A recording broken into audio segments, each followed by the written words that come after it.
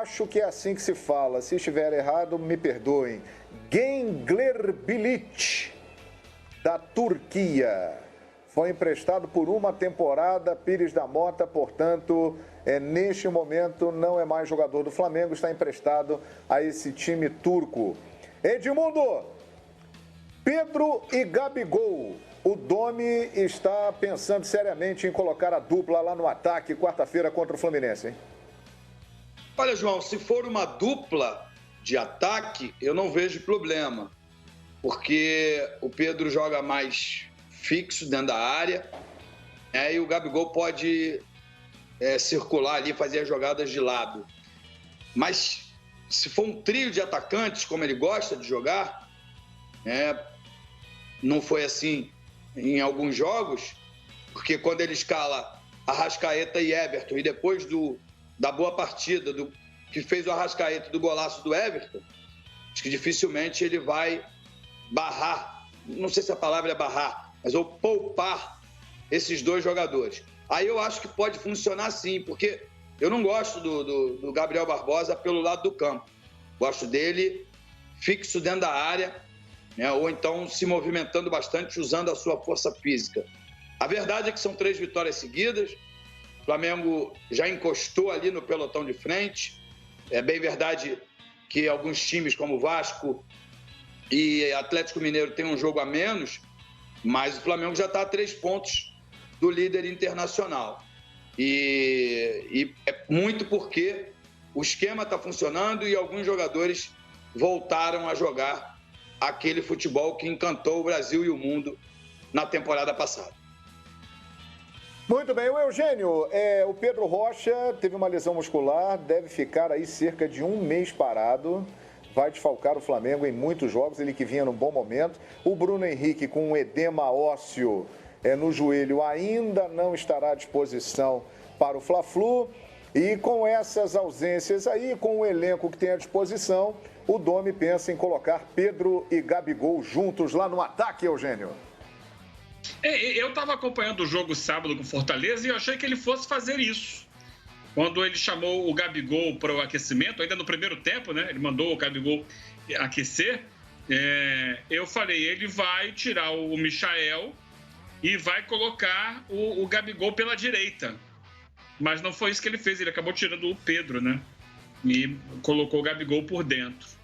Porque, como disse o Edmundo, o Gabigol se movimenta muito. Então, ele pode sair da direita e estar dentro da área o tempo inteiro, né? Um jogador que tem essa força, tem essa capacidade, tem a inteligência de ocupar os espaços. Então, ok, ele, em princípio, é o cara da direita, mas ele pode vir por dentro e chegar na área.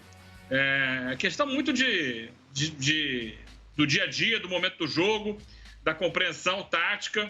Eu acho que o Flamengo vai ter muitas mudanças ao longo do campeonato, ao longo da temporada, João. A gente não vai ver um mesmo time do Flamengo, tem sido assim já. A cada rodada, a configuração dos jogadores, o posicionamento deles vai mudar.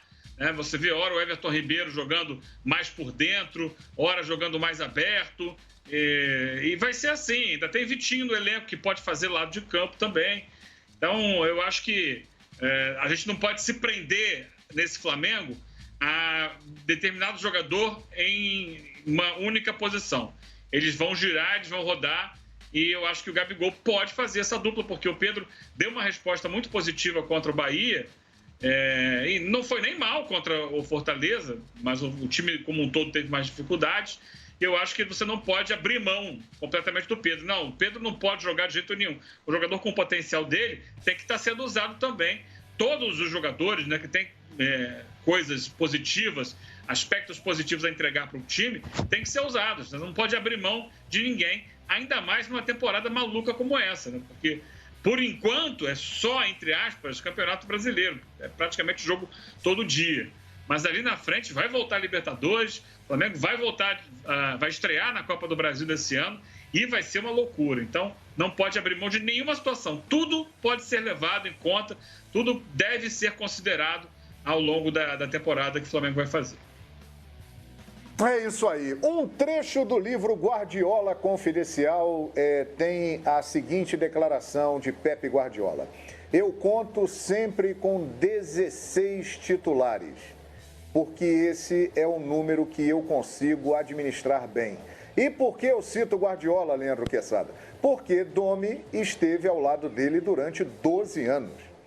Então, é evidente que a influência no trabalho do Domenech é enorme, de Pepe Guardiola. Então, esse trecho do livro me chama a atenção e a gente começa a ver isso aí na prática, hein? Dessa situação que muitos estranham ainda, Quesada, de mexer bastante as escalações. E aí, Leandro Quesada, pode vir aí Gabigol e Pedro, a dupla na quarta-feira, hein?